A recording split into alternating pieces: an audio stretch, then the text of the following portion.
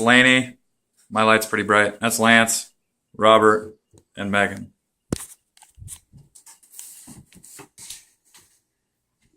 All right, it's 10 o'clock on a Monday night, and you have an assignment due for college in 2 hours. You're typing up your 3 to 5 page essay. You get about 2 3/4 of the way through it, and your screen locks up. This is about the time you find your hands on your head and staring at your screen when all of a sudden a blue screen of death starts scrolling across it. Now, we've all either heard of this or experienced it at one point or another, and know that your computer is basically shot. My name is Sam, and I'm about to teach you the basics on putting a new computer together without the high price of buying one from a store that's already built. According to prweb.com, there was a study by computer2slow.com that states that the average person will spend around $650 on a new computer. I've been putting the computers together for well over 10 years, and I've done tech support over the phone, and also have tons of experience working and fixing computers in the field. I will show you that this task, although it sounds daunting, is actually very simple for everyone and anyone. There are a few things to keep in mind when working with computers. Number one, basically, static electricity is your worst enemy. The second thing is just making sure that you have the correct tools, like smaller screwdrivers. Most computers will take smaller than your standard size screwdrivers. And then the 5 main components of a computer.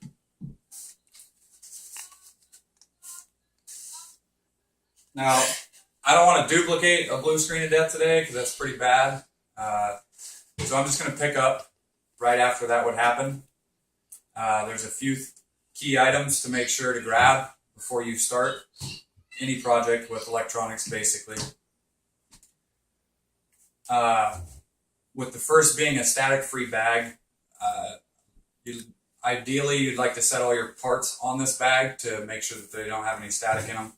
I don't have that today.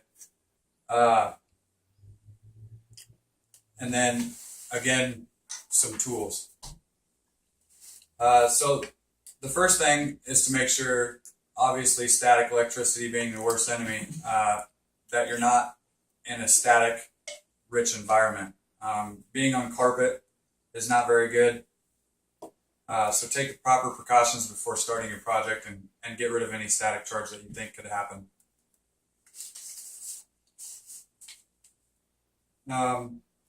If you've taken the proper precautions to eliminate static, that's your main component of ruining computer parts. So the rest of it's pretty basic, pretty tough to ruin any parts, set aside smashing on them. Second thing is having the correct tools. I can't emphasize that enough. It makes life a lot simpler if you have the right size screwdriver that can get into the small spots inside of the tower. If you use older parts, canned air is good. You want to clean those parts off just to make sure that there's not dust going to contaminate any of your parts. And a magnet for the screws that fall into those small crevices of the computer.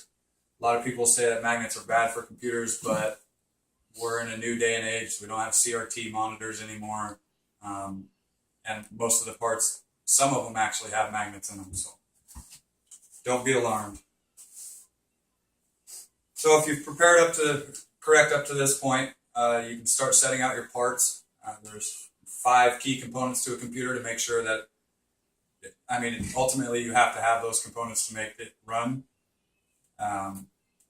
There's also externals like a monitor, keyboard, mouse. This is all just assuming that you already have those items. There's no certain orders to assemble these items.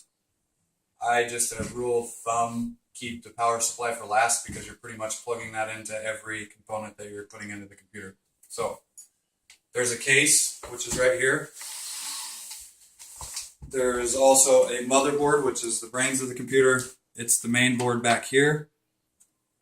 Then you have a hard drive, which is right here. That's what stores all your information on. You have again a power supply which supplies power to all the components, and memory, which are these little sticks right here. Once you have these 5 components, basically you can get any computer to run.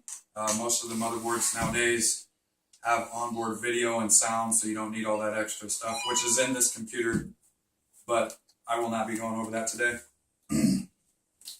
So basically, if you come over to the tower here,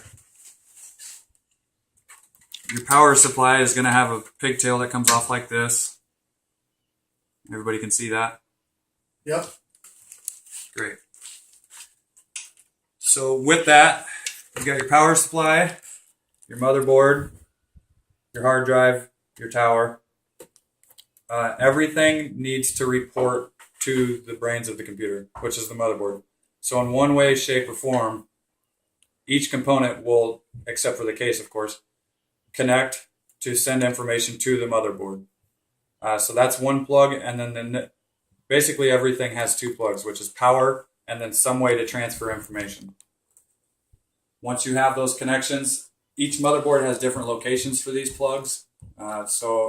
Once you buy the new parts, it will come with a diagram that shows you what is what, where it's located, and what it does. Your motherboard takes 2 main power supplies, which is the big 24-pin. It can only get plugged into the motherboard in one way, so you can't really mess that up. Other than that, the other cables, there's only one way to plug those in also. There's multiple different slots. It doesn't much matter which way you plug it in, just as long as it's connected and can transfer the information.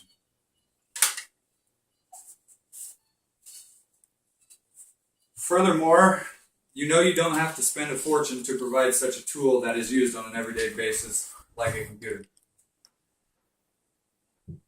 I have now made you aware of the main components of a computer and showed you how most of them will connect in a general basis.